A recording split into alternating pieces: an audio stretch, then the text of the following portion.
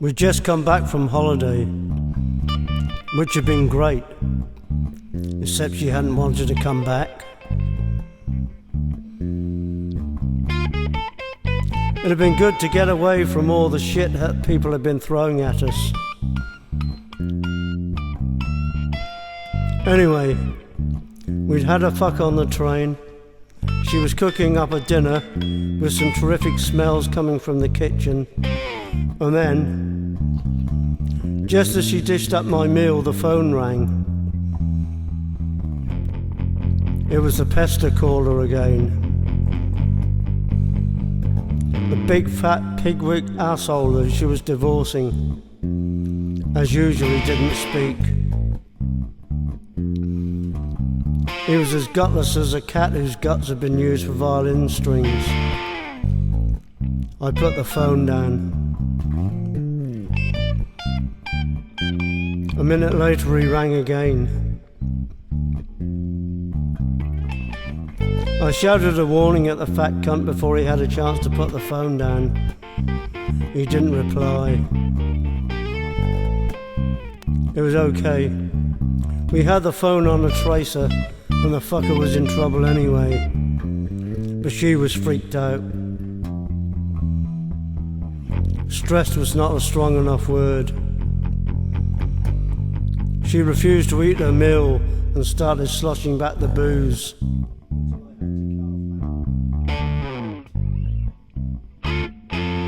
Until I had to half carry and half drag her to the bed.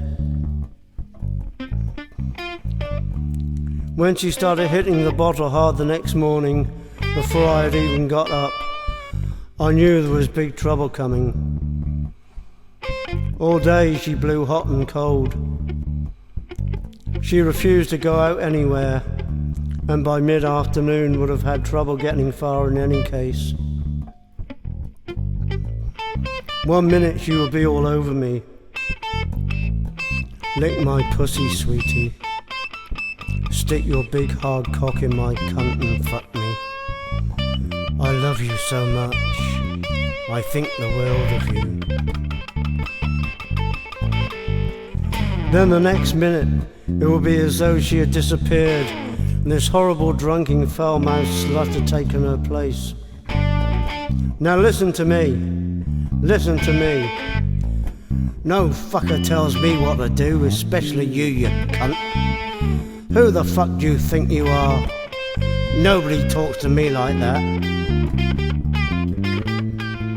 I hadn't even spoken, yet alone told her what to do. The screaming and ranting would last maybe an hour. Then suddenly she smiled and grabbed my cock. I didn't know what the fuck to do. I never seen her like that before. Scared the shit out of me.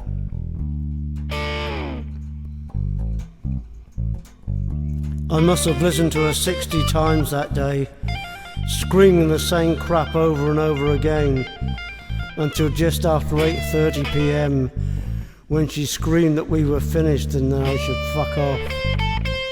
I did so, even though we were in my flat. This was just after she had fallen flat on her back and banged her head against the living room door, and I picked her up while she screamed, "Get away from me, don't you dare touch me!"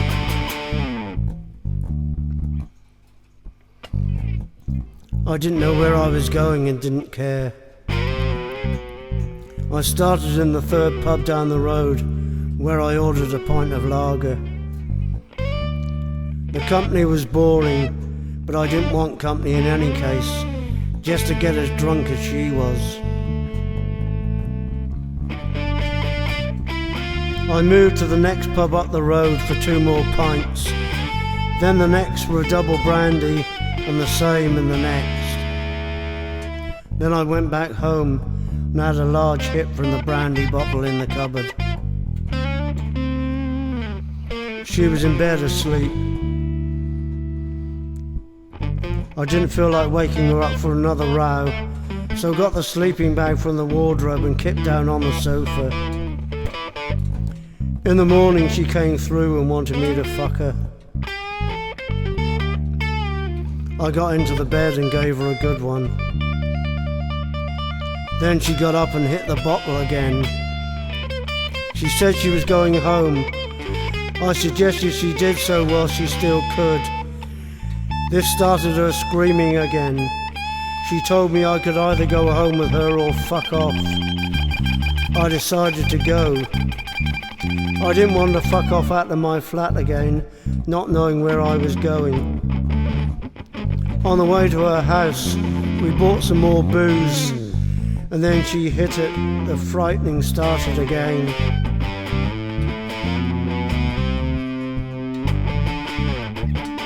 During one of the calmer periods, she said she was hungry. I saw she wasn't capable of cooking, and I didn't feel in the mood, so I told her I would go out for chips. The first chip shop was closed, and so was the second. The third, I had to wait for the pie I ordered to be cooked. On the way back to her house, I started to think that maybe in a past life I'd been a child fucker or something, and that some cunt up there somewhere hated me. Everything I tried to do the past few weeks had been gone wrong, and now this was too. When I got back, she was asleep in bed. This was too much. I woke her up and screamed at her about how much hassle I'd had getting the chips, and that she could fucking well get up and eat that cunts. She told me to fuck off. It was the first time I stayed at her house and didn't know where anything was. I searched all the cupboards for plates but couldn't find any. When I asked her where they were, she stormed down the stairs and pointed to a shelf above the cooker. "There, plates!" she screamed. I grabbed her and pushed her back against the draining board. "There, chips!" I yelled back. She fucked straight over on her back again and banged her head against the back door. I lifted her up and she started screaming again. I began to think her head must be as wooden as the doors she kept crashing it against. Putting my hands under her armpits, I dragged her up the stairs and threw her onto the bed. Deciding I wasn't hungry anymore, I undressed and climbed in beside her. Before long, she wanted her pussy licking again.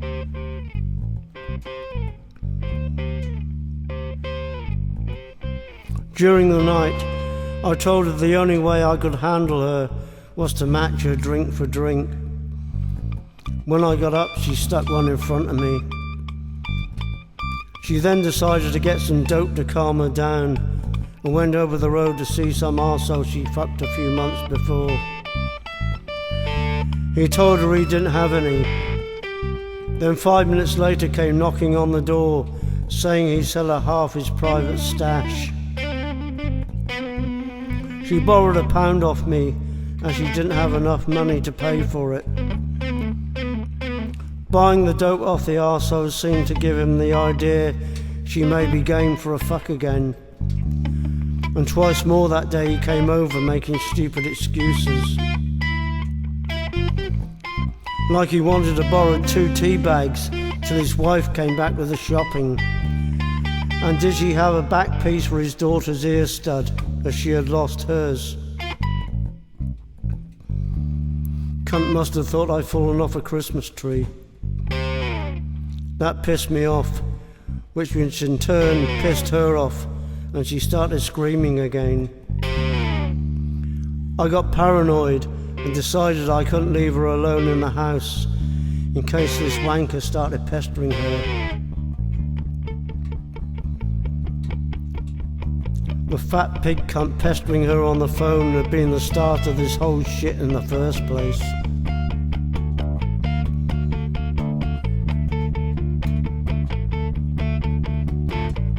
Early in the afternoon her daughter came round and she slagged me off in front of her.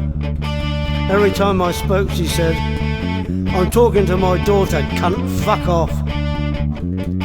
After her daughter ranked, her son came round. He asked if she was drunk, and when she said yes, he pissed off again. Maybe if I'd have had any sense, I would have done the same, but I guess I'm stupid that way. Besides, at that time, things were getting cooler. We watched a bit of TV, had a few laughs and decided we were hungry. We still had the chips from the night before, but I didn't know how to use a microwave. This made me a thick cunt and the row started yet again. Eventually she fell asleep on the sofa, so I rolled myself a joint and read an American magazine which had published a couple of my poems. When I had finished reading and cooled out a bit, I decided to cuddle up to her on the sofa while thinking of ways to wake her up and get her to bed.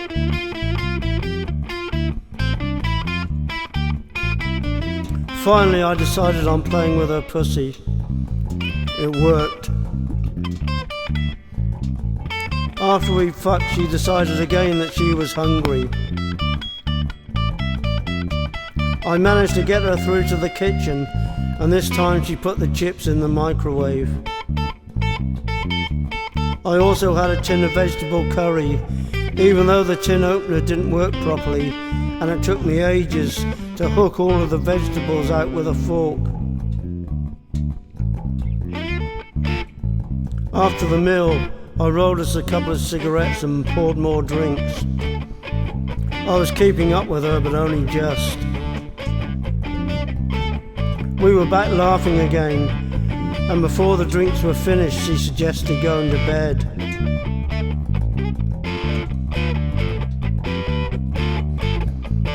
I licked her pussy and then fucked her again, and we cuddled up together contentedly.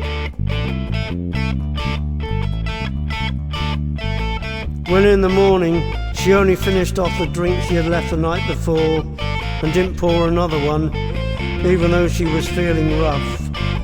I knew that the hell was over. Not only for me, but for her too.